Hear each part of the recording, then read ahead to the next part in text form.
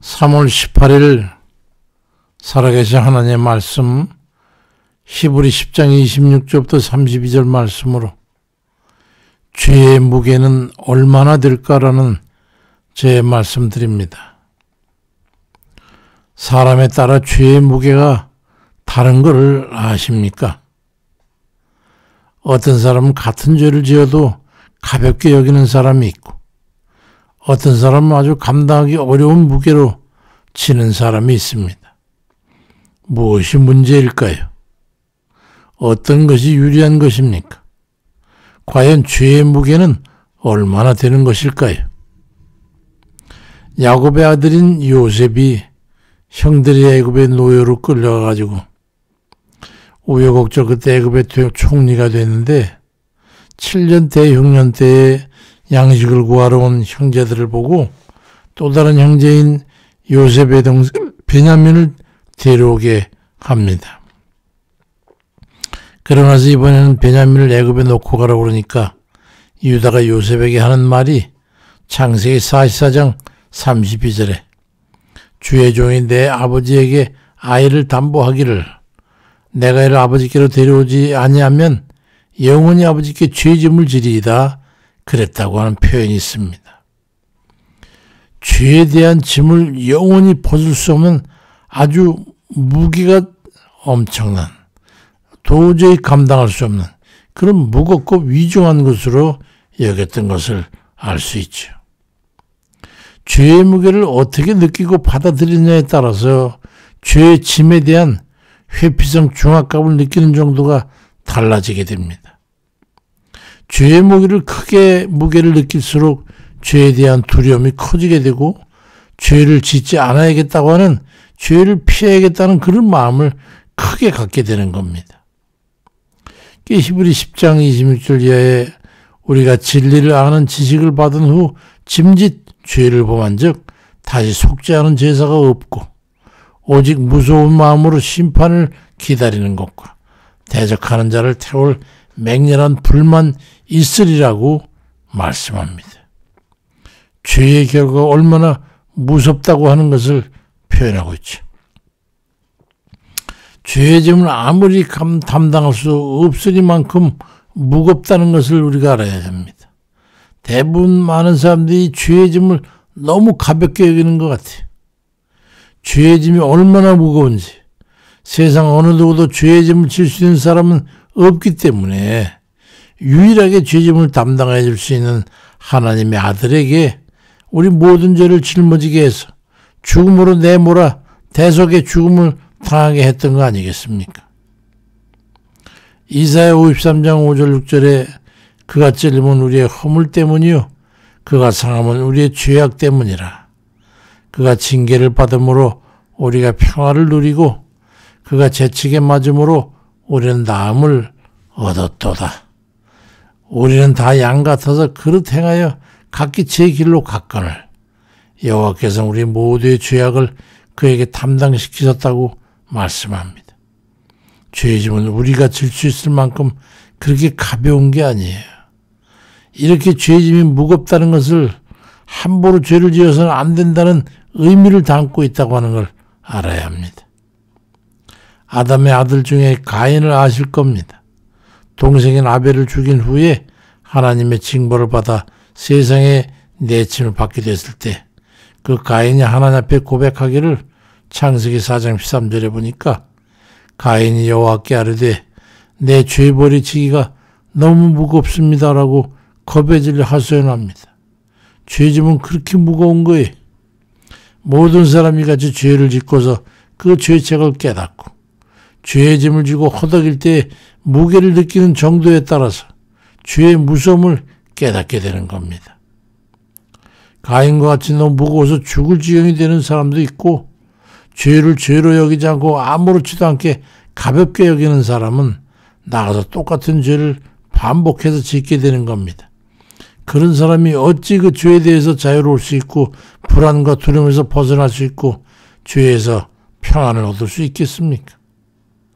죄를 지었기 때문에 죄책을 깨달아서 하나님 앞에 죄를 회개하고 죄사함을 받아 죄짐을 벗어버리게 되면 차라리 낫겠지만은 죄를 지으면서도 죄를 부인하고 죄짐을 가볍게 여겨 소홀히 여기게 되면 죄를 심판하는 주의 손에 의해 응분의 징벌을 받게 되어 그 인생이 감당할 길이 없게 되는 거예요.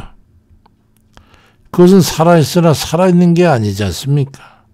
심판의 불이 기다리고 있는 불못을 향해 걸어가면서 어떻게 그가 평안한 삶을 살 수가 있단 말입니까? 예레미야 2장 35절에도 그러나 너는 말하기를 나는 무죄하니 그의 진노가 참으로 내게서 떠났다거니와 보라 네 말이 나는 죄를 범하지 아니하였다 했으므로 내가 너를 심판하리라 말씀합니다. 죄의 자각과는 관계없이 죄의 객관성에 따라서 심판이 이르게 되면 피할 길이 없는 것이 죄의 짐을 지고서 평안할 수 있는 사람이 있습니까? 죄를 부인한다고 해서 자유로울 수가 있습니까? 그러므로 로마서 6장 23절에 죄의 삭은 사망이고 하나님의恩사는 그리스도 예수 우리 주 안에 있는 영생이라고 말씀합니다. 예수 그리스도를 믿는 것이 사망의 권세와 죄의 벌에 대한 사유함과 구원의 길인 것을 깨닫게 되면 우린 주님 앞에 나아가지 않을 수가 없겠지요.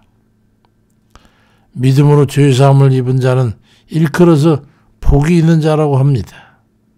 인생의 복이 무엇입니까? 잘 먹고 잘 사는 거 그게 복입니까? 잘 먹고 잘 사는 게 나쁜 것은 아니지만 그것이 복의 본질은 아니라는 말입니다. 진정한 복은 죽어야 마땅한 자가 자기 노력이나 공로 없이 살 길을 얻는 겁니다. 시편 30편 1절에도 허물의 사함을 받고 자신의 죄가 가려진 자는 복이 있도다 말씀합니다. 그러니 죄를 지음으로써 영벌에 들어가야 마땅한 그런 자 죄사함을 받아 영생으로 들어가게 되는 것이 진정한 복입니다. 그래서 예수 그리스도를 믿고 주께 죄짐을 맡길 수 있는 자는 일컬어서 복이 있는 자라고 일컫는 것입니다. 사도행전 26장 18절에도 그 눈을 뜨게 하여 어둠에서 빛으로 사탄의 권세에서 하나님께로 돌아오게 하고 죄사함과 나를 믿어 거룩하게 된 무리 가운데서 기업을 얻게 하리라고 주님 말씀합니다. 우리는 예수 그리스도를 믿어서 하나님의 천국을 기업으로 얻게 됐으니 이 얼마나 복이 있는 이들입니까? 죄짐의 무게를 감당할 수 있는 사람은 없습니다. 하나도 없습니다. 의인은 없으니 하나도 없습니다. 로마서 3장 23절에도 모든 사람이 죄를 범하였음에 하나님의 영광에 이르지 못하더니 말씀합니다.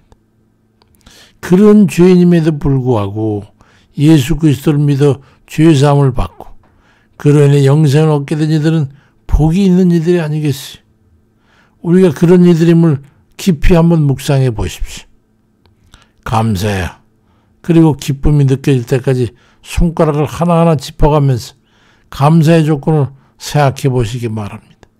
죄에서 자유롭고 죄의 용서를 받고 그럼에도 불구하고 사함받아 하나님의 천국 영생을 얻게 된 하나님의 그 은혜를 생각하고 그 감사의 조건을 생각하십시오. 그 감사 앞에 무릎 꿇지 않을 자가 어디 있겠습니까? 자신의 죄에 대한 깊이 있는 성찰을 통해서 죄의 무게를 무겁게 느낄수록 주의 대속의 은혜를 사모하게 되고 죄사함을 통한 감사와 기쁨을 얻게 되는 겁니다. 인생의 행복은 거로부터 시작되는 거예요. 죄사함을 얻지 못하면 항상 불안하고 두려움에서 자유함을 얻을 수가 없겠지요. 예수 그리스도를 믿는다는 것은 주께 우리의 죄를 얹어드리고 맡겨드리고 감사와 평안을 얻는 겁니다. 그리고 또다시 주의 노예가 되지 않기 위해서 스스로 겸비하여 주의 은혜 안에서 살아가는 것이죠.